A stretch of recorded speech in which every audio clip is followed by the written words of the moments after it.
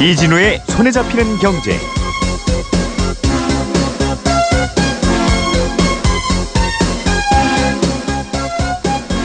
요즘 인터넷 포털 사이트에는 KT 환급금이라는 검색어가 순위 상위권에 자주 올라옵니다. 이게 뭐냐면 KT가 그동안 고객들에게 부당하게 받았던 부가세가 있는데 이걸 돌려준다는 건데요. 구체적으로는 2011년 10월부터 올레폰 안심 플랜 서비스에 가입을 해서 이용을 하셨거나 아니면 지금도 이용하고 계신 분들은 KT 대리점에 직접 가시거나 아니면 포털 사이트에서 KT 환급금 조회라고 검색하신 후에 연결되는 사이트에 들어가셔서 환급을 받으시면 됩니다. 이게 해당자가 자그마치 1,000만 명 가까이 되고요. 금액으로 따지면 1인당 평균 6,000원쯤 환급이 된답니다. 생각해보면 KT에서 잘못 걷어간 걸 텐데 그럼 KT가 좀 알아서 소비자들에게 환급을 잘 해줘야지. 이런 사실을 아는 분들은 환급을 받고 모르는 분들은 환급을 못 받고 이게 좀 이상한 것 같습니다. 또 이게 다 환급되지 않을 테니 낙전 수입이 당연히 생길 텐데 그건 또 어떻게 처리하는지 끝까지 좀 지켜봐야겠습니다.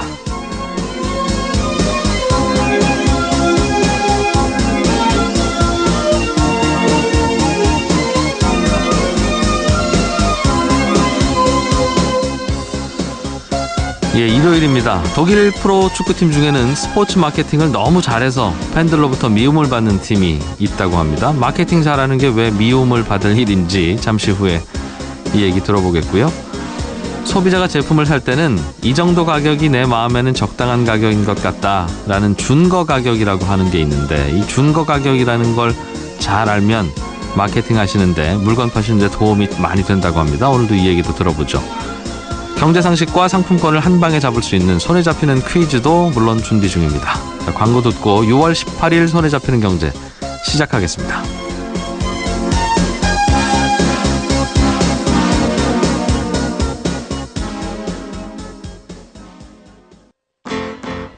기대감에 땅값만 올려놓는. 알겠습니다. 여기까지만 듣죠 오늘은. 고맙습니다. 네, 감사합니다. 예. 네, 그리고 저 앞에 추가로 하나 드리자면. 박 교수님, 박 네. 교수님, 저희가 네. 오늘 허락된 시간이 길지 않아서 고맙습니다. 네, 그러십시오. 근데 이때 이제 좀 조심하셔야 되는 게 세무사님, 공제. 예. 조심하셔야 되는 건 다음번에 또 배울게요. 고맙습니다. 예, 알겠습니다. 예, 고맙습니다. 예. 짧아서 항상 아쉬우셨죠? 손에 잡히는 경제가 길어집니다. 오전 11시 10분부터 하루 50분. 자리를 옮겨 시작되는 이진우의 손에 잡히는 경제. 당신의 경제를 책임집니다.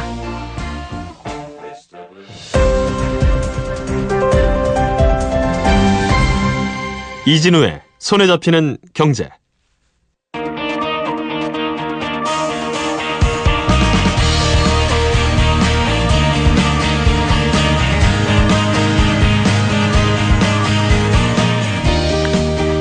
우리가 알고 있던 경제 상식들을 살짝 뒤집어서 다시 한번 생각해보는 시간, 다시 보는 경제 코너입니다. 오늘도 KDI의 박정호 전문연구원 나오셨어요. 어서 오십시오. 예, 안녕하세요. 네, 오늘도 또 재밌는 경제 공부 해보겠습니다. 원고를 잠깐 미리 훑어봤는데 네. 이 주제가 자기 사람의 반응이나 만족도나 이런 건 네. 뭐 예상했던 거가 어떤 거냐에 따라서 달라진다. 뭐 그런 쪽인 것 같아요. 뭐 비슷한 말씀입니다. 예. 그러니까 마음속에 나름대로 자기의 기준을 설정해 놓고 네. 그거에 따라서 사람들은 자신의 행동과 판단과 결정을 달리한다. 이런 내용이죠. 그렇겠어요. 저도 네. 고등학교 때 이런 친구 하나 있었어요. 어떤 전 과목에서 2개밖에 안 틀렸는데 네. 집에 가면서 우울해하더군요. 연락 끊으셨죠? 그런. 네. 이게 사실 어떻게 보면 지극히 당연해 보이지 않습니까? 나름대로 자기의 근거를 가지고 기준을 가지고 판단한다는 거예요. 예. 그런데 전통적인 경제학에서는요, 이거는 사실 비합리적인 행동이라고 해서 그동안 인간은 이런 행동을 안 했다고 전제하고 발전을 해왔어요. 예를 좀 들어볼까요? 예를 들어서 굉장한 부잣집 사람이 있고 가난한 사람이 있다 하더라도 그 두 사람이 아주 고급진 아이스크림을 하나 한여름에 받은 거예요. 네. 그럼 이 아이스크림은 10분 안에 녹을 거거든요. 그럼 그 10분 동안 그 아이스크림을 어떻게 하면 잘 먹을 것인가만 고민하면 됩니다. 네. 그게 합리적인 선택이에요. 즉 과거의 자신의 소득이나 자신의 행적이나 자신의 살아왔던 배경과 상관없이 지금 이 순간 가장 이거를 합리적으로 소비하거나 경제활동을 하는 방법을 인간은 할 수 있다라는 게 전통적인 경제학이었는데 네. 그런데 행동경제는 그게 아니라는 거죠.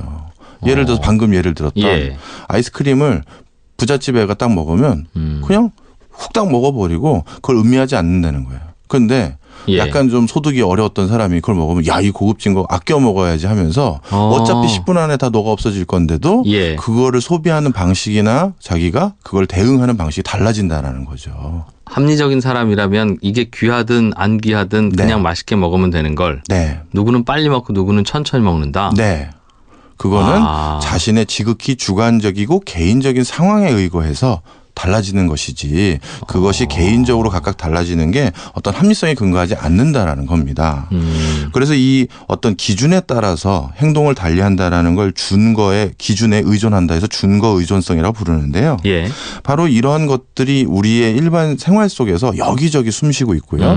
그런 과정에서 우리가 뭐 행하는 여러 행동들이 좀 약간 일관되지 못하거나 그런 것도 또는 있고. 기함적이거나 뭐 이런 것들이 있는 거죠. 좀 예를 좀 몇 개 들어볼까요? 네. 그래도 그런 걸 알아야 그분들을 상대로 물건을 팔아야 되는 분들은 또 그렇죠. 그걸 활용해야 될 거고. 예.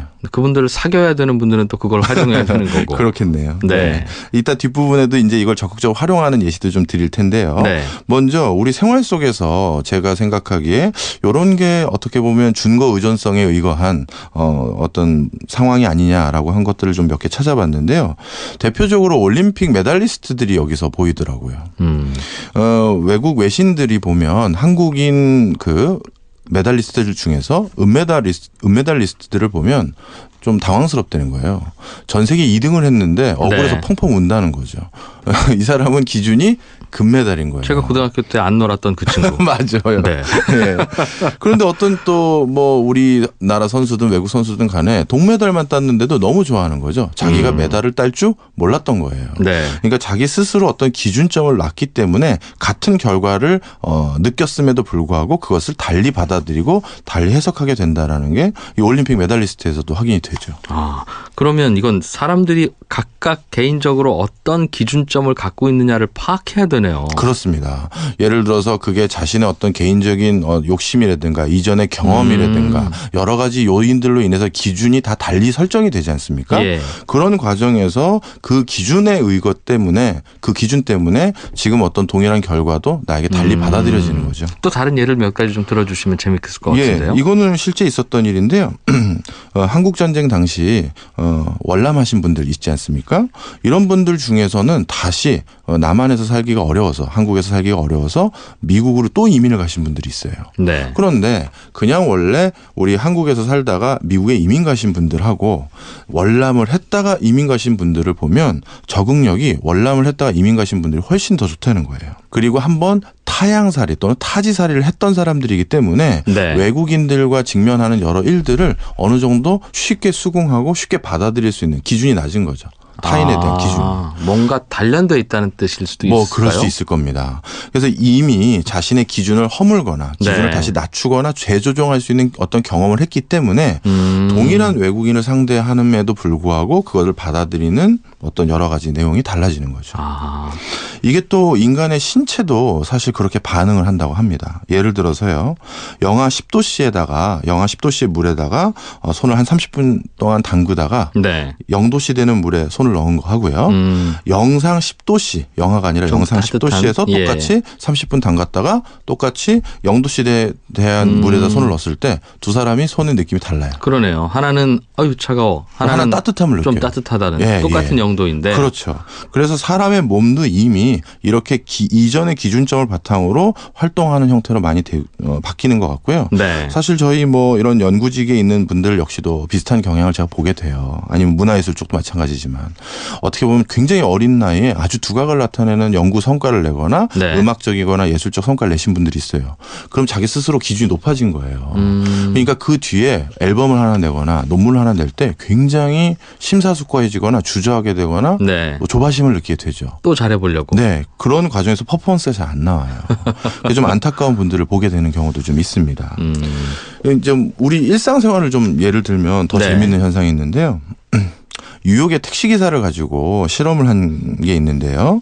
뉴욕에서 택시 운전을 하시는 분들을 대상으로 좀 조사를 했는데 시간당 임금이 높아지면 오히려 이분들이 노동시간을 줄이는 거예요. 조금 더 늘리면 더 벌 수 있을 텐데 예전보다. 예. 예전에 1시간 일하는 것보다 돈을 더 버는데. 그렇죠. 시간당 1시간당 임금을 더 줬는데 그러면 더 신나서 더 오래 일하거나 더 많이 일할 것 같은데 예. 오히려 일하는 시간을 줄이드는 거죠. 그래서 이유를 살펴봤더니요. 바로 이 사람은 마음속에 택시 운전을 통해서 하루 동안 내가 벌을 수 있는 금액을 정해놓은 거예요. 실링을. 어떤 맥시멈을요. 그러다 보니까 인건비가 올라갔기 때문에 시간당. 어떻게 보면 벌써 채운 거죠. 더 일할 이유가 없는 거예요. 나는 그냥 그럼 한 달에 뭐 예를 들면 300만 원만 벌면 돼. 라는 네. 생각으로 일하면 네. 그거 벌어가는데 2시간이 걸리든 12시간이 걸리든 그거 벌고 간다는. 맞습니다. 그래서 인건비를 올려줬을 때 노동시간을 줄이는 것도 보여졌지만요. 또 재미있는 행태가 더 확인된 것이 오전에 뭐 어떻게 보면 좀 좋은 손님을 모셔서 오전에 이미 많이 뛰어가지고 돈을 많이 번 거예요. 네. 그럼 오후에 일찍 퇴근을 하는 거예요. 아. 그러니까 자기 스스로 내가 한 달에 벌을 금액 매일 찍어야 될 금액들을 설정을 해놓고 그게 달성되면 야, 이 기회에 좀 더 일을 해야지 이렇게 반응한 게 아니라 네. 그 기준에 따라서 행동을 다시 조정한다는 거죠. 저도 취재하면서 기사도 쓰고 이렇게 살았잖아요. 네. 마찬가지예요. 기자들도 네. 무슨 큰 기사 하나를 쓰면 그 효과가 한 일주일은 가서 한 화요일쯤 하나 그런 걸 쓰면요. 네. 뭐 금요일까지 그냥 뭐 슬슬 별로 초조하지도 않고 연구자들도 그럴 것 같은데요. 맞습니다. 사실 뭔가 큰 업적 하나 하고 나면 한동안 그거 가지고 먹고 살아야죠. 그럼 이제 이런 어떤 기준점을 활용한 것을 우리가 네. 이제 우리는 이렇게 기준점에 의거해서 행동하는구나를 알았잖아요. 그럼 이걸 잘 활용해야 되지 않겠습니까? 예. 그럼 이거를 가장 잘 활용하는 분야가 어디냐? 마케팅인데요. 마케팅에서 흔히 말하는 준거 가격이라는 이론이 있는데 그걸 활용해서 소비자들에게 어떤 물건을 좀 더 저렴하게 보이도록 하는 여러 가지 전략과 전술들을 만들어내고 있어요. 대표적인 건 원래 한 5만 원쯤 팔고 싶으면 네. 15만 원 이렇게 써놓은 다음에 X 치고 밑에 5만 원 이렇게 써놓으면 감사한데? 뭐 이런 정확한 느낌. 말씀이십니다. 네. 맞습니다. 예. 그래서 사실 할인을 하거나 그럴 때는 이전에 있었던 택을 띄고 네. 새로 할인된 금액만 놔도 되는데 굳이 X 표시 커다랗게 한 다음에 이걸 얼마에 팔겠다라고 한 것은 네. 기준점을 바로 중거 가격을 이전의 정상가액으로 놓게 만들려는 유인인 거죠. 또 비슷한 게 어떤 전략이 있을까요? 뭐 사실 홈쇼핑에서 항상 말하는 거 있지 않습니까? 원래는 얼마인데 이번에는 300분에 한해서 얼마에 드린다. 이런 것들이 바로 중거 가격을 통해서 이걸 더 싸게 느끼게 만드는 건데요. 이렇게 중거 가격과 실제 상품 가격의 차이가 바로 소비로 인한 어떤 효용을 느끼게 만드는데요. 예를 들어서 내가 생각하기에 이런 물건은 나는 원래 한 50만 원까지 내 생각이 있었다. 라고 했는데 그 상품 가격이 20만 원인 거예요. 네. 그러면 내가 그 소비로 인해서 느낄 수 있는 만족도는 그 차액인 30만 원 정도가 되는 거죠. 예. 따라서 중거 가격을 자꾸 올리고 중거 가격의 높음을 알리려는 이유는 소비자들이 구매를 하고 나서의 네. 만족감도 크게 만드는 요인이 되는 거거든요. 비쌀 거라는 암시를 자꾸 줘야 네, 그렇습니다. 그거보다 덜 비쌀 때 느끼는 쾌감이 커지는. 네, 그렇죠. 그래서 이게 또 재밌는 현상이 있어요. 중고차 구입하러 가면요. 중고차 딜러하고 한동안 씨름할 생각을 하고 이제 마음까지 갖고 가잖아요. 900만 원이에요. 700만 원 해주세요. 뭐 그런 이렇게. 거죠. 예. 네. 그래서 이제 딱 어떤 마음에 드는 차가 있어서 이거 900만 원에 해주세요. 900만 원입니다 했는데 700만 원 해주세요라고 하면서 다음에 얘가 뭐라고 하면 내가 어떻게 받아쳐야지 이렇게 준비를 하고 있는데 그러세요? 그러면 이제 어떻게 되느냐? 왠지 당한 것 같은 느낌이 드는 거예요. 이거 500만 원짜리인가? 뭐 이런 느낌. 그런 거죠. 그래서 예. 중고 가격을 처음에 높이 제시했다 하더라도 그것을 조정하는 데 걸리는 노고나 수고로움을 금방 해제해버리면 사람들이 다시 중고 가격의 기준을 해제해버리는 거예요. 그럼 700만 원에 해주세요. 그랬을 때 좀 싸워야죠. 그럼 한동안. 890만 원 해드리겠습니다. 그렇게 이렇게 가야 되는 내려와라는. 겁니다. 차차 내려가면서 도저히 안 돼요. 이거 뭐 다른 데 한번 돌아가 보셔. 절대 없어. 뭐 이러면서 그러다가 가는 척할 때 알았어요. 하면서 이제 하는 게 예. 오히려 소비자들을 농락하는 게 아니라 만족감을 주는 거라는 거죠. 어렵게 깎았으니 나는 이 협상에 성공한 것 같은 느낌. 네, 그렇습니다. 그다음에 이제 메뉴판 가지고 조정하는 것들을 많이 하죠. 우리 와인 전문점 가면 도저히 살 것 같지 않은 비싼 와인 하나가 제일 위에 있지 않습니까? 한 병에 36만 원. 그거보다 더 비싼 거 있을걸요. 요즘은 네. 100만 원 넘을걸요. 그게 있는 이유가 와인은 100만 원짜리도 있구나라고 중고 가격을 제시하는 거예요. 그러면 밑에 있는 30만 원짜리가 저렴해 보이는 거거든요. 저는 그 네. 식당 식당 가서 네. 코스 A 코스, B 코스, C 코스 있지 않습니까? 네네네. 그러면 저는 적당하다고 하는 가격이 예를 들면 27,000원 정도다라고 하면, 근데 대개는 가면 그런 게 있어요. A 코스 5만 원, 뭐 B 코스 3만 원, C 코스 15,000원. 이러면 대부분 이제 B 코스를 그렇죠. 사실 식당도 B 코스 팔려고 만들어 놓은 건데 B 코스 3만 원, C 코스 15,000원 그러면 어떻게 하지 고민을 하는데 맞아요. 예. A 코스에 5만 원짜리 하나 넣어 놓으면 이건 과하고 B 코스 3만 원 이게 합리적이네 이런 느낌을 주는. 맞습니다. 바로 중고 가격 효과가 그런 건데요. 그래서 실제 방금 가셨다는 그 레스토랑에서 A 네. 코스를 시켜보시면 지금 식자재가 없어서 안 된다고 얘기할 수도 있어요. 왜냐하면 잘 안 나가서 이거는 어떻게 보면 가격 설정으로 하려는 경우가 많거든요. 네. 저는 실제 제가 누가 와인을 크게 좋은 걸 쏘겠다고 해서 고급진 레스토랑에 가서 와인을 시켜봤는데 그 친구 놀려주려고 장난삼아 네. 제일 비싼 걸 딱 집었어요. 이 와인 주세요. 100만 원이 넘더라고요. 네. 그랬더니 그건 지금 없다는 거예요. 그러니까 이 사람들의 의도성이 거기서 드러나는 거죠. 그러면 이제 이걸 좀 더 적극적으로 중고 가격을 만들기 위한 다른 여러 가지 전략 전술을 좀 보면요. 일단 중고 가격을 형성하는 데 가장 중요한 요인은 아까 말씀하신 것처럼 정상가, 현재 가격이 제일 중요합니다. 이것 때문에 톡톡히 재미 보고 있는 회사가 렉서스라는 회사거든요. 자동차 회사예요. 예. 뭐 렉서스 자동차 그러면 굉장히 고급진 일본 명품차잖아요. 그런데 명품차들을 즐겨 타는 사람들에게는 렉서스는 상대적으로 합리적인 소비라는 거예요. 왜요? 비교군이 독일의 다른 벤츠나 BMW나 이런 회사들의 브랜드와 비교가 되기 때문에 나는 합리적인 소비를 한다라고 생각하면서 렉서스를 고를 수도 있다라는 거죠. 그래서 예. 이런 것들이 또 일부러 분위기를 자아내서 만들어내기도 합니다. 예를 들어서 고급진 호텔에 가서 콜라를 하나 시켰을 때 네. 콜라 하나가 6,000원인 거는 우리 비싸다는 생각 안 해요. 그런데 동네 편의점에서 원래 하던 1,000원인 콜라를 1,100원에 팔면 난리가 나죠. 네. 왜 여긴 100원 더 비싸게 파냐 이렇게 되는 거거든요. 네. 그래서 여기에는 의뢰 비싼 곳이야. 이 비싼 곳에서 이 정도면 괜찮지 뭐 이렇게 분위기나 여러 가지 상황들로 그걸 연출하는 경우도 있습니다. 어쨌든 내 물건을 소비할 혹은 나의 서비스를 사줄 사람에게 네. 기대를 낮춰놓는 게 중요한 거네요. 그럼. 근데 이제 이게 또 무조건 낮춰놓는 게 꼭 중요하지 않거나 문제가 예. 될 수 있다는 또 다른 재미있는 실험이 하나 더 있는데요. 미국에서 있던 실험인데 마트에서 있었던 일이에요. 어떤 마트는 소비자들에게 좀 더 어떻게 보면 시장 침투 가격이라고 하죠. 전달력 있는 가격으로 접근을 하기 위해서 처음에 마트에 있는 물건의 가격을 다 싸게 해놓은 거예요. 네. 그렇게 해서 싸게 해서 마트 장사를 하다가 어떻게 했느냐. 슬슬 좀 가격을 올려봤어요. 손님이 확보되고 습관적으로 우리 마트를 이용하게 된 다음에 네. 가격을 올려봤는데 오히려 매출이 떨어졌어요. 그리고 소비자들의 불만족이 컸습니다. 왜? 얘네들 슬슬 가격 비싸게 받네 이렇게 된 거예요. 예. 근데 바로 그 인근의 다른 마트는요. 정상적인 가격을 받았어요. 할인을 안 하고 처음엔. 그러다가 어떻게 했느냐. 약간 가격을 낮춰줬어요. 그랬더니만 그럼에도 불구하고 아까 처음에 할인을 해준 마트보다 오히려 비쌌거든요. 예. 그럼에도 불구하고 사람들은 불만족도가 없는 거예요. 그러니까 처음에 그 마트는 어떤 가격으로 물건을 팔던 곳이야라는 기준점이 있었으니까 네. 그 기준점에 의거해서 그 마트가 가격을 할인해줬다라고 생각을 하는 거라는 거죠. 역시 소비자 입장에서는 네. 가격이 비싸다는 건 소비자 입장에서는 기대감이 낮다는 거잖아요. 네. 나는 분명히 가면 비싼 거 지불해야 되겠지라고 생각해서 갔는데 의외로 그거보다는 안 비싸. 이거는 그 소비자에게 역시 기대감을 좀 꺾어놔야 된다는 말이 되네요. 네, 그렇죠. 그런 거죠. 일종의. 제 친구 중에 전설적인 친구 하나가 있었습니다. 네. 1년간 열애를 했던 여자친구가 있었는데 네. 그 여자친구의 생일이 이제 다가왔어요. 그래서 생일 선물 너 뭐 해줄 거니 그랬더니 그냥 시큰둥해요.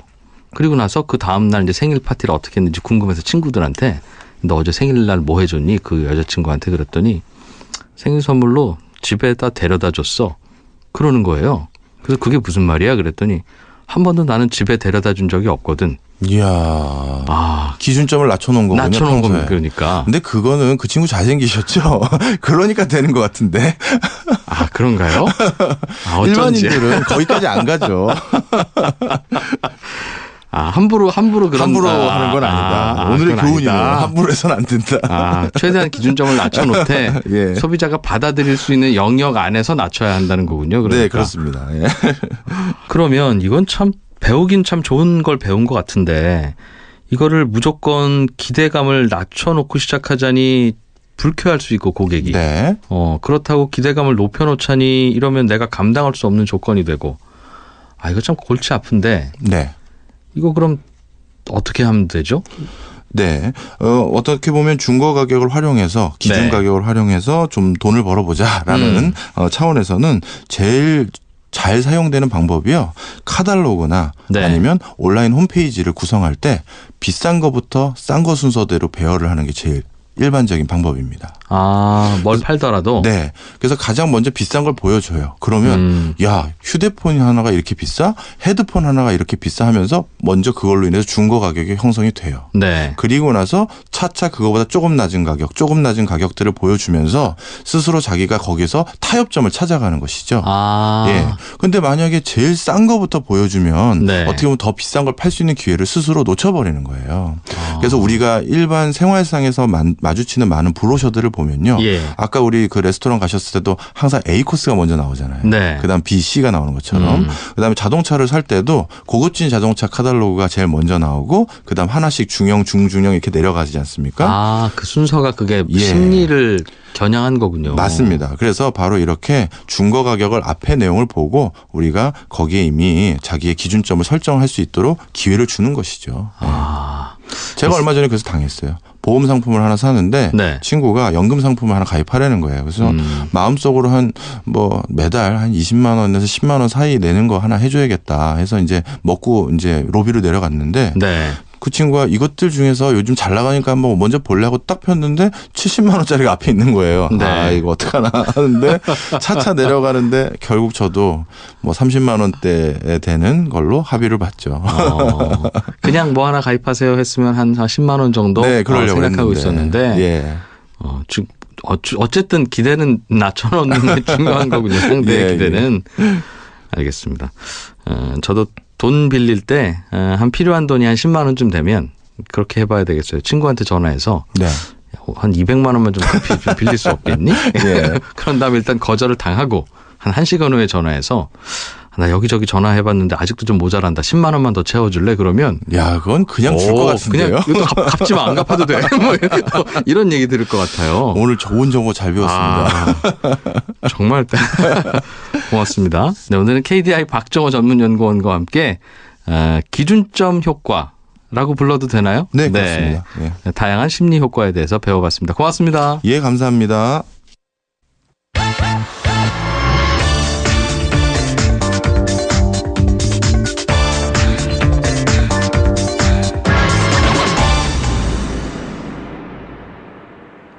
스포츠 속에 숨어있는 경제 이야기 들어보는 시간입니다. 스포노믹스 오늘도 이종훈 스포츠 평론가와 함께합니다. 어서 오십시오. 안녕하십니까? 예, 이 코너 반응이 계속 뜨겁습니다. 그래요? 다행이네요. 네. 도대체 스포츠 얘기는 하나도 안 들어있다고. 아, 그래요? 스포츠 얘기인데? 네, 스포츠로 유혹하고 경제 얘기하고 끝낸다고. 아, 네, 그렇군요. 공이 어디로 갔는지 말이 없다는. 오늘은 어떤 종목 이야기 해주실 건가요? 오늘은 축구 이야기입니다. 네. 오늘도 공 얘기 별로 없는데. 또 봐요. 그 축구 얘기하는데 공이 네. 어디로 갔는지는 전혀 관계가 없는. 네, 오늘은 이야기. 축구 이야기인데 예. 그중에서도 스포츠 마케팅을 너무 잘해서 욕을 먹고 팬들로부터 미움을 사고 있는 프로축구팀. 이번 시즌 독일 분데스리가 준우승팀이죠. RB 라이프치히에 대해서 한번 이야기해 볼까 합니다. 오, 프로팀이 스포츠 마케팅 잘하면 뭐 칭찬받아야 되는 거 아닙니까? 그거 하려고 또 프로팀 하는 걸 텐데. 우리 상식으로는 그렇죠. 예. 근데 이제 왜 욕을 먹냐면 RB 라이프치히의 실제 소유주가 레드불이라는 음료 회사이기 때문에. 아, 그래요? 음료수 레드불. 예. 우리 같은 경우는 대기업이 프로스포츠 팀을 소유하고 있잖아요. 그래서 잘 이해가 안 되는 이야기일 수 있는데 독일 분데스리가 팬들 같은 경우는 대기업이 분데스리가 축구팀을 소유하는 걸 극도로 싫어합니다. 실제로 RB 라이프치히가 등장하기 전까지 분데스리가에는 기업이 소유하고 있는 축구 클럽이 단 하나도 없었어요. 그리고 그걸 분데스리가의 자랑스러운 전통으로 여겨왔습니다. 그러면 다 그럼 개인이 갖고 있어요? 있었어요? 축구 클럽 자체적으로 지분을 만들거나 아니면 그 축구 클럽이 만들어질 때도 보면 개인이 네. 축구 팬들이 아니면 지역의 유지가 내가 내 지역의 축구팀을 너무 사랑해서 지분을 잠깐씩 보태는 거죠. 우리나라랑은 정말 반대네요. 정반대예요. 우리는 저 팀은 누구네 기업 거고 저 팀은 예를 누구네 들면 기업 우리가 거고 다 이제 있잖아요. 프로야구로 치면 삼성 라이온즈가 있고 LG 트윈스가 있잖아요. 독일 사람들이 볼 때 이게 절대 이해가 안 되는 거예요. 어떻게 스포츠를 대기업이 가지고 있냐? 그러니까 스포츠를 대기업이 소유하고 있는 것도 이해가 안 되고 스포츠 팀 이름 앞에 기업명이 붙어 있는 건 정말 말도 안 되는 거예요. 정말 반기업적인 그런 국민들이군요. 왜 이런 생각을 하냐면 독일 사람들 같은 경우 축구는 순수해야 된다. 축구를 상업적인 수단이나 기업의 홍보 수단으로 사용해서는 안 된다. 독일 축구는 노동자와 서민의 스포츠로 시작했기 때문에 자본가와 기업의 소유가 돼서는 안 되고 축구 클럽은 기업이 아니라 팬들과 함께 가야 한다. 이 사실 이게 축구의 오래된 철학이기도 해요. 근데 지금은 영국 같은 경우도 이 철학에서 시작했지만 지금은 다 변질됐지만 그 분데스리가는 이런 부분을 그대로 지켜오고 있는 거죠. 분데스리가 같은 경우는 아예 다른 리그에는 없는 50+1이라는 독특한 규정이 있어요. 그래서 제도적으로 대기업이 축구 클럽을 소유하는 걸 막고 있습니다. 50+1 규정이 뭔데요? 축구팀 지분 구조예요. 50+1의 지분을 갖고 있으면 어떻게 되죠? 51%일 테니까 50%를 넘으니까 지배하게 되겠죠. 그렇죠. 그러니까 분데스리가는 이른바 50+1이라고 해서 기업 혹은 개인이 단독으로 축구팀의 지분 50% 이상을 소유하고 있는 팀은 분데스리가에 참여할 수 없게 해놨어요. 그러니까 축구팀, 기업이든 개인이든. 그러니까 삼성이 분데스리가 팀 하나를 인수해서 우리 한 51% 혹은 뭐 70% 혹은 100% 지분 다 가지겠다 하면 그러면 분데스리가에 들어갈 수가 없어요. 허가가 안 난다. 라이센스가 안 나와요. 그러니까 축구팀 그 자체 혹은 팬들이 팀의 전체 지분의 51% 이상을 소유하고 있는 팀만이 분데스리가에 참여할 수 있는 라이센스가 나옵니다. 형식적으로나마 과반수는 대중들 거다 이런 그렇죠. 룰이네요. 아니 근데 아까 참 RB 라이프치히 이 팀은 소유주가 레드불이라는 음료수 만드는 대기업이라면서요. 근데 실제라고 제가 말씀드렸잖아요. 그러니까 레드불도 지분은 49%밖에 없어요. 50%에는 넘을 수 없으니까. 그럼 49%면 이 팀이 레드불 소유라고 할 수 있습니까? 공식적으로는 레드불 소유가 아니라고 봐야 되죠. 근데 실제로는 레드불이 구단 운영에 모든 돈을 다 대고 있고 또 이사회가 있는데 분데스리가의 다른 팀들 같은 경우는 지분을 갖고 있는 이사진이 많으면 수백 명이나 돼요. 그리고 구단 이사진이 수백 명이나 돼요. 그 이사진들이 다 공개가 돼요. 근데 라이프치히는 이사진이 19명밖에 없어요. 그리고 다 비공개입니다. 공개를 해주지 않고 있어요. 그럼 의사결정 구조도 폐쇄적이라는 뜻이군요. 그러니까 분데스리가 팀 중에서 가장 적은 수의 이사진을 갖고 있어서 이사 숫자를 늘려라라고 오히려 언론들이 강하게 푸시하고 있고 실제로 이렇게 되다 보니까 주주총회가 형식적으로 진행된다는 거예요.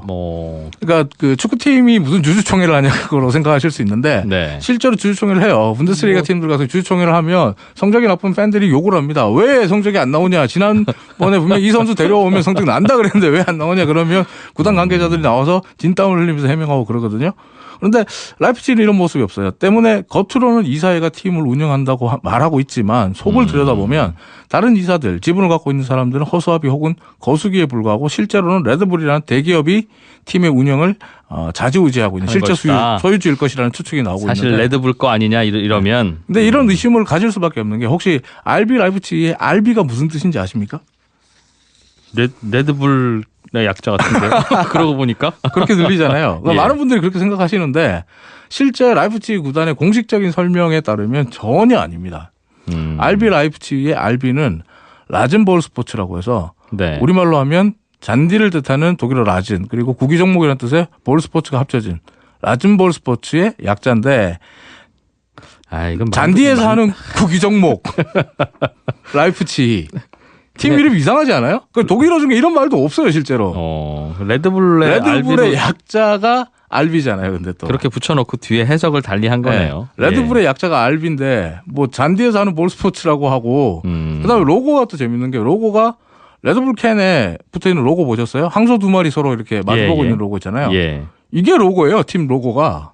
근데 생각해보면, 49%나 지분을 갖고 있는 기업이 프로팀을 통해서 자기네 회사 뭐 라벨 상품 홍보하고 싶겠죠. 안 돼요, 근데 안 되지만 억지로 하는 거. 분데스리가에서는 이걸 공식적으로 허용해주지 않기 때문에 이걸 하면 안 되거든요. 되는 게 예. 하나 있어요. 네이밍 마케팅이 허락되는 거는 홈구장 이름이에요. 홈구장을 지을 때 돈을 대면 아하. 홈구장 이름은 이름을 쓸 수 있거든요. 뭐 알리안츠 아레나라든지 뭐 이런 게 가능한데 레드불 아레나라고 해서 그러니까 라이프치히의 공식 그 홈구장 이름이 레드불 아레나예요. 네. 이건 돼요. 근데 RB 라이프치히가 잔디에서 하는 볼스포츠라는 이름을 갖고 있는데 로고에는 항소 두 마리가 서로 마주보고 있는 로고가 있고 팀의 공식 마스코트도 빨간 색깔의 항소 그러니까 레드불로 돼 있어요. 그런데 우연이라고 주장하는 거예요? 그렇죠. 근데 RB 라이프치히는 자신들은 레드불의 소유가 아니고 어쩌다 레드불 정하다 보니 아레나를 제외한 다른 모든 것들 그러니까 RB라는 약자, 로고, 마스코트 모두 전혀 상관없는 건데 어쩌다 보니 그런 연상이 되고 있어요라고 네. 하거든요. 아, 이거 참. 근데 그건 뭐 법정에서 싸우려면 이런 핑계를 대서라도 이기면 그만인데 실제로는 이건 팬들하고의 관계인데. 그렇죠. 그 팬들한테 말싸움에서 이겼다고 쳐도 네. 저 속이 뻔한 친구들이 저런 소리를 하면 그게 더 얄밉잖아요, 오히려. 그렇죠. 죄송합니다. 우리가 어떻게 해보려고 하는데 좀 봐줘요 하는 게 낫지. 그러니까 누가 봐도 뻔한 걸 아니라고 하니까 팬들을 바보로 아냐. 이게 이제 라이프치히를 응원하는 연고지의 팬들 빼고 나머지 독일 전역의 모든 팬들이 생각하는 거예요. 아하. 팬들은 방어를 해주는군요. 이른바 쉴드를 왜냐하면 쳐주는군요. 이걸 쳐줄 예. 수밖에 없는 게 원래 이 팀이 오브리그 팀이에요. 실제로 레드불이 라이프치히 구단을 지금 라이프치히 구단을 살 때 네. 이게 1부 리그에 소속돼 있는 팀이어서 못 샀어요. 근데 5부 리그 거의 뭐 우리로 치면 조기 축구보다 조금 나은 수준 네. 그런 팀을 샀거든요. 그런 팀을 샀는데 대기업이 샀으니까 돈을 어마어마하게 쏟아부을 수 있잖아요. 매년 몇백억씩 쏟아부으면서 좋은 선수를 데려옵니다. 그래서 매년 한 단계씩 올라와요. 4부, 3부, 2부, 마침내 1부까지 보고 1부에서 올 시즌에 처음 1부에 올라왔는데 예. 750억 가까이 그 선수 영입에 돈을 썼거든요. 아하. 돈을 쓰고 그다음 준우승까지 했어요. 팬들 그러니까 입장에서는 라이프치히 팬들 입장에서 보면 너무 우리 지역을 자랑스럽게 만들어주는 거잖아요. 그리고 라이프치히가 아시는 분들은 아시겠지만 이 구 동독 지역이에요. 네. 저도 라이프치히를 가봤지만은 굉장히 낙후돼 있습니다. 그러니까 구 서독 지구에 있는 팀들과는 사실은 그 지역 팬들의 네. 민심이라는 게 경제 수준이나 민심이라는 게 상당히 낮아요. 그러다 보니까 오히려 다른 지역에서 공격해 들어오면 이 사람들이 더 결속하는 거죠. 오히려. 그러다 보니까 이제 정말 이제 얄미울 정도로 교묘하게 분데스리가가 정해놓은 규정을 피해가면서 스포츠 마케팅을 하고 있는 건 분명한데 레드불과 라이프치히가 공식상에서 이렇게 말을 하니까 사실은 레드불의 약자지 무슨 라젠볼 스포츠가 뭐야 이런 얘기를 잠깐이라도 하면 안 되죠. 스스로는. 네, 그렇게 말을 하면 분데스리가 규정 위반으로 리그에서 쫓겨나거든요. 그러니까 절대 그렇게 말할 수가 없어요. 그래서 독일 언론들 같은 경우는 이 캠 판매업자들이 네. 깡통 캠 판매업자들이 지금 독일 분데스리가를 분탕질 치고 있다. 진흙탕으로 만들고 있다. 그래서 실제로 독일 한 일간지는 라이프치히를 독일 그 분데스리가 순위표에다가 네. 라이프치히를 캠 판매업체 이렇게 써놓기도 했어요. 그 정도로 조롱하고 멸시하는데 네. 스포츠 마케팅의 관점에서 보면 이건 정말 천재 소리를 들을 만큼 탁월한 스포츠 마케팅입니다. 특히 이 레드불의 스포츠 마케팅 역사의 한 획을 긋고 있는데 이 축구 부분 같은 경우는요. 이렇게 보실 수 있어요. 레드불이 지금 소유하고 있는 축구단이 4개가 있거든요. 네. 프로축구 클럽이 4개가 있는데 하나가 어디에 있냐면 브라질에 있어요. 브라질에 있고 그 다음이 오스트리아 짤츠부르크에 있거든요. 짤츠부르크 네. 팀이고 그 다음이 독일 분데스리가의 이 라이프치히입니다. 그리고 미국에 있어요. 이게 어떤 구조냐면요. 브라질에서 좋은 선수를 키워내서 짤츠부르크를 통해서 유럽 무대에 적응을 시키고 분데스리가를 통해서 챔피언스 리그까지 나갈 수 있게 도와주고 그 선수는 미국에서 은퇴하는. 수직 계열하네요. 네. 그러니까 축구 선수들 개인이 사실은 걷는 길을 그대로 만들어 놓은 거예요. 어릴 때부터 네. 요람에서 무덤까지 그렇죠. 다 레드불이다. 은퇴까지 모두 레드불에서 다 해결할 수 있게. 큰 돈도 안 들겠네요. 그럼 좋은 네? 선수 키워오는데. 큰 돈은 좀 들이죠. 어차피 그러니까 근데 분데스리가는 좀 들이니까. 근데 브라질에서 키워온 선수 그렇죠. 브라질에서 비싸게 사오면 그 브라질 부분은, 구단이 내 거 그 아닙니까? 부분은 다시. 큰 문제가 없어요. 그러니까 이적료를 주고 받는 거죠, 그냥. 아하. 자기들끼리. 예. 그래서 축구 팬들이 보면 이건 축구의 적이다. 이런 얘기까지 나오고 있어요. 왜냐하면 지금 또 하나 문제가 된 게 최근에 이제 문제가 된 게 아직까지 완전히 해결이 안 됐는데 이 웨파 챔피언스 리그가 유럽 축구 클럽들의 가장 큰 꿈이잖아요. 예, 유럽의 꿈의 월드컵. 무드. 예. 근데 이제 웨파 챔피언스 리그는 그러니까 리그별로 이렇게 우승팀이나 준우승팀 혹은 뭐 3, 4위까지도 진출할 수 있잖아요. 예. 근데 분데스리가에서 RB 라이프치히가 이번 시즌 준우승했다고 그랬잖아요. 네. 챔피언스 리그 출전 자격을 획득을 했습니다. 그런데 짤츠부르크가 오스트리아 리그에서 우승을 해요. 짤츠부르크도 역시 챔피언스 리그에 나갈 수 있어요. 근데 예.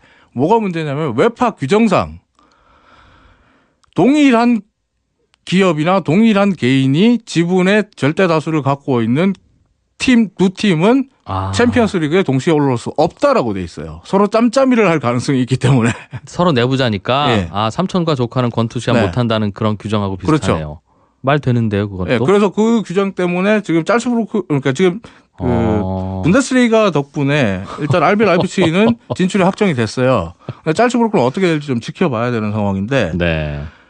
그러니까 웨파 챔피언스 리그까지 지금 이 레드불의 마케팅이 영향을 지금 주고 있는 거거든요. 오히려 이런 노이즈 마케팅 효과를 노리는 건지도 모르겠습니다. 노이즈 마케팅 효과도 분명히 노리죠. 스포츠 마케팅적으로 보면 제가 네. 방금도 말씀드렸지만 이건 천재예요. 그러니까 정말 수직 계열화시키고 모든 콘텐츠, 모든 선수 수급을 하나로 만들어 놓을 수 있고 네. 선수의 그 시작부터 끝까지 책임져 줄 수도 있고 어허. 그리고 자기들끼리 정말 큰 무대를 독식할 수도 있는 그런 구조란 말이에요. 예. 근데 분데스리가 팬들이 보면 라이프치히는 독일 사람들이 가장 중요하게 생각하는 원칙과 절차를 완전히 무시하고 꼼수로 지금 그러네요. 있거든요. 그러네요. 그리고 분데스리가 팬들 입장에서는 화가 나는 게 분데스리가에서 준우승한 팀이 웨파 챔피언스 리그를 나가네 못 나가네 하는 자격 시비에 휘말린다는 거. 그것도 편법으로. 이것도 굉장히 그러니까 자존심이 상하는 부분이에요. 독일인들이 그렇게 싫어하는 네. 편법, 불법, 그렇죠. 탈법을. 그러다 보니까 분데스리가 팬들이 볼 때 라이프치히는 퇴출되어야 마땅한 공공의 적이고 축구의 적이다 라고 대놓고 싫어하고 있는데 스포츠 마케팅을 너무 잘하면 이런 현상이 옵니다. 봐봐요. 그러니까 스포노믹스 지금 아이템으로도 선정돼서 오늘 이종훈 스포츠 평론가께서 계속 이 얘기 하잖아요. 네. 그렇군요. 챔피언스 리그 전망은 다음에 해드릴게요. 이종훈 스포츠 평론가였습니다. 고맙습니다. 네, 감사합니다. 오늘 퀴즈는 신용카드로 살 수 없는, 그런데 오로지 현금으로만 사야 되는 게 다음 중 뭐겠습니까? 이게 문제였죠. 정답은 3번 주식거래였습니다. 주식이나 채권처럼 그 가치가 매일 변해서 거래가 일어나기도 하는 이런 종이 조각을 우리는 유가증권이라고 하는데요. 유가증권은 신용카드로 구입할 수 없습니다. 손에 잡히는 경제 지금까지 저는 이진우였고요. 내일 아침 8시 30분에 또 뵙겠습니다. 여러분 고맙습니다.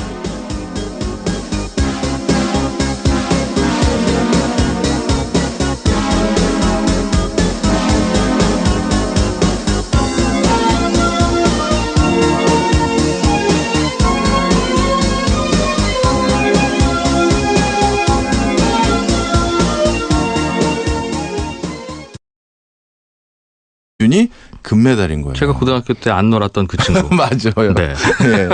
그런데 어떤 또 뭐 우리나라 선수든 외국 선수든 간에 동메달만 땄는데도 너무 좋아하는 거죠. 자기가 메달을 딸 줄 몰랐던 거예요. 네. 그러니까 자기 스스로 어떤 기준점을 놨기 때문에 같은 결과를 느꼈음에도 불구하고 그것을 달리 받아들이고 달리 해석하게 된다라는 게 이 올림픽 메달리스트에서도 확인이 되죠. 그러면 이건 사람들이 각각 개인적으로 어떤 기준점을 갖고 있느냐를 파악해야 되네요. 그렇습니다. 예를 들어서 그게 자신의 어떤 개인적인 욕심이라든가 이전의 경험이라든가 여러 가지 요인들로 인해서 기준이 다 달리 설정이 되지 않습니까? 예. 그런 과정에서 그 기준의 의것 때문에 그 기준 때문에 지금 어떤 동일한 결과도 나에게 달리 받아들여지는 거죠. 또 다른 예를 몇 가지 좀 들어주시면 재밌을 것 같은데요. 예, 이거는 실제 있었던 일인데요. 한국 전쟁 당시 월남하신 분들 있지 않습니까?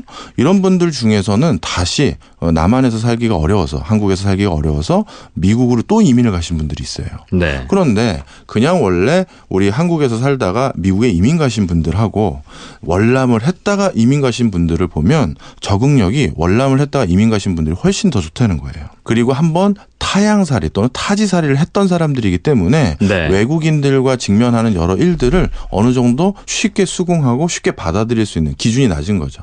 타인에 대한 기준. 뭔가 단련되어 있다는 뜻일 수도 있을까요? 그럴 수 있을 겁니다. 그래서 이미 자신의 기준을 허물거나 기준을 네. 다시 낮추거나 재조정할 수 있는 어떤 경험을 했기 때문에 동일한 외국인을 상대함에도 불구하고 그것을 받아들이는 어떤 여러 가지 내용이 달라지는 거죠. 아. 이게 또 인간의 신체도 사실 그렇게 반응을 한다고 합니다. 예를 들어서요. 영하 10도씨의 물에다가 손을 한 30분 동안 담그다가 네. 0도씨 되는 물에 손을 넣은 거 하고요. 영상 10도씨, 영하가 아니라 영상 따뜻한? 10도씨에서 예. 똑같이 30분 담갔다가 똑같이 0도씨에 대한 물에다 손을 넣었을 때 두 사람이 손의 느낌이 달라요. 그러네요. 하나는 아유 차가워. 하나는 따뜻함을 좀 느껴요. 따뜻하다는 예, 똑같은 예. 영도인데. 그렇죠. 그래서 사람의 몸도 이미 이렇게 이전의 기준점을 바탕으로 활동하는 형태로 많이 기대감에 땅값만 올려놓는. 알겠습니다. 네. 여기까지만 듣죠 오늘은. 고맙습니다. 네, 감사합니다. 예. 네. 그리고 저 앞에 추가로 하나 드리자면. 박 교수님, 박 네. 교수님, 저희가 네. 오늘 허락된 시간이 길지 않아서 고맙습니다. 네, 그러십시오. 근데 이때 이제 좀 조심하셔야 되는 게 세무사님, 공제. 예. 조심하셔야 되는 건 다음번에 또 배울게요. 고맙습니다. 예, 알겠습니다. 예, 고맙습니다. 예. 짧아서 항상 아쉬우셨죠? 손에 잡히는 경제가 길어집니다. 오전 11시 10분부터 하루 50분. 자리를 옮겨 시작되는 이진우의 손에 잡히는 경제. 당신의 경제를 책임집니다.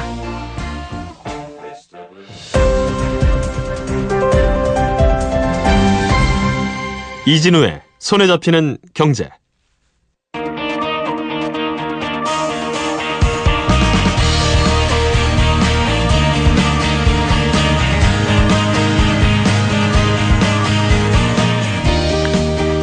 우리가 알고 있던 경제 상식들을 살짝 뒤집어서 다시 한번 생각해보는 시간, 다시 보는 경제 코너입니다. 오늘도 KDI의 박정호 전문연구원 나오셨어요. 어서 오십시오. 예, 안녕하세요. 네, 오늘도 또 재밌는 경제 공부 해보겠습니다. 원고를 잠깐 미리 훑어봤는데 네. 이 주제가 자기 사람의 반응이나 만족도나 이런 건 네. 뭐 예상했던 거가 어떤 거냐에 따라서 달라진다. 뭐 그런 쪽인 것 같아요. 뭐 비슷한 말씀입니다. 예. 그러니까 마음속에 나름대로 자기의 기준을 설정해 놓고 네. 그거에 따라서 사람들은 자신의 행동과 판단과 결정을 달리한다. 이런 내용이죠. 그렇겠어요. 저도 네. 고등학교 때 이런 친구 하나 있었어요. 어떤 전 과목에서 2개밖에 안 틀렸는데 네. 집에 가면서 우울해하더군요. 연락 끊으셨죠? 그런. 네. 이게 사실 어떻게 보면 그게 당연해 보이지 않습니까? 나름대로 자기의 근거를 가지고 기준을 가지고 판단한다는 거예요. 예. 그런데 전통적인 경제학에서는요, 이거는 사실 비합리적인 행동이라고 해서 그동안 인간은 이런 행동을 안 했다고 전제하고 발전을 해왔어요. 예를 좀 들어볼까요? 예를 들어서 굉장한 부자 바뀌는 것 같고요. 네. 사실 저희 뭐 이런 연구직에 있는 분들 역시도 비슷한 경향을 제가 보게 돼요. 아니면 문화예술 쪽도 마찬가지지만 어떻게 보면 굉장히 어린 나이에 아주 두각을 나타내는 연구 성과를 내거나 네. 음악적이거나 예술적 성과를 내신 분들이 있어요. 그럼 자기 스스로 기준이 높아진 거예요. 그러니까 그 뒤에 앨범을 하나 내거나 논문을 하나 낼 때 굉장히 심사숙고해지거나 주저하게 되거나 네. 뭐 조바심을 느끼게 되죠. 또 잘해보려고. 네. 그런 과정에서 퍼포먼스가 잘 안 나와요. 좀 안타까운 분들을 보게 되는 경우도 좀 있습니다. 좀 우리 일상생활을 좀 예를 들면 더 네. 재미있는 현상이 있는데요. 뉴욕의 택시기사를 가지고 실험을 한 게 있는데요. 뉴욕에서 택시 운전을 하시는 분들을 대상으로 좀 조사를 했는데 시간당 임금이 높아지면 오히려 이분들이 노동시간을 줄이는 거예요. 조금 더 늘리면 더 벌 수 있을 텐데 예전보다. 예. 예전에 1시간 일하는 것보다 돈을 더 버는데. 그렇죠. 시간당 1시간당 임금을 더 줬는데 그러면 더 신나서 더 오래 일하거나 더 많이 일할 것 같은데 예. 오히려 일하는 시간을 줄이드는 거죠. 그래서 이유를 살펴봤더니요. 바로 이 사람은 마음속에 택시 운전을 통해서 하루 동안 내가 벌을 수 있는 금액을 정해놓은 거예요. 실링을. 어떤 맥시멈을요. 그러다 보니까 인건비가 올라갔기 때문에 시간당. 어떻게 보면 벌써 채운 거죠. 더 일할 이유가 없는 거예요. 나는 그냥 그럼 한 달에 뭐 예를 들면 300만 원만 벌면 돼. 라는 네. 생각으로 일하면 네. 그거 벌어가는데 2시간이 걸리든 12시간이 걸리든 그거 벌고 간다는. 맞습니다. 그래서 인건비를 올려줬을 때 노동시간을 줄이는 것도 보여졌지만요.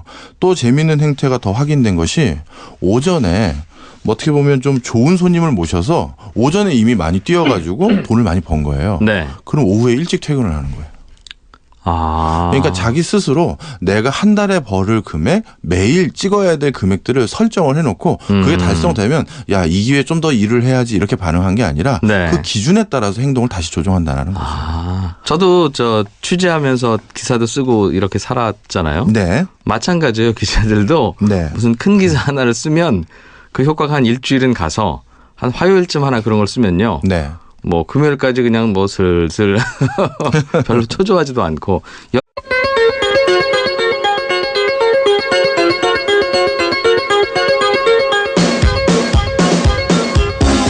이진우의 손에 잡히는 경제.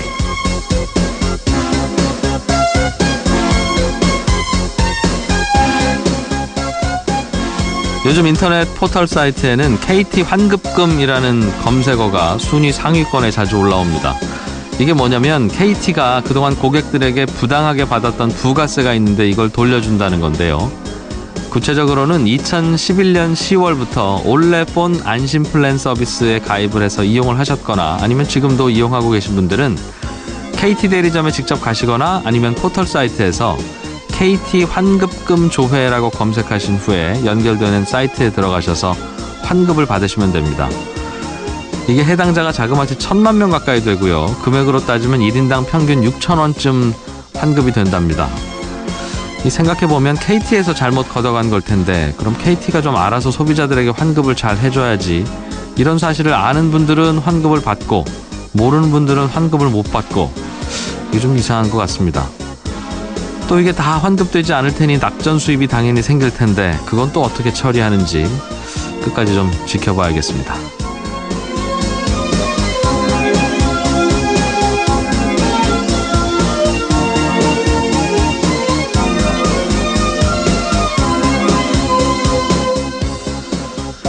예, 일요일입니다. 독일 프로 축구팀 중에는 스포츠 마케팅을 너무 잘해서 팬들로부터 미움을 받는 팀이 있다고 합니다. 마케팅 잘하는 게 왜 미움을 받을 일인지 잠시 후에 이 얘기 들어보겠고요. 소비자가 제품을 살 때는 이 정도 가격이 내 마음에는 적당한 가격인 것 같다라는 준거 가격이라고 하는 게 있는데 이 준거 가격이라는 걸 잘 알면 마케팅 하시는데 물건 파시는데 도움이 많이 된다고 합니다. 오늘도 이 얘기도 들어보죠. 경제상식과 상품권을 한 방에 잡을 수 있는 손에 잡히는 퀴즈도 물론 준비 중입니다. 자, 광고 듣고 6월 18일 손에 잡히는 경제 시작하겠습니다.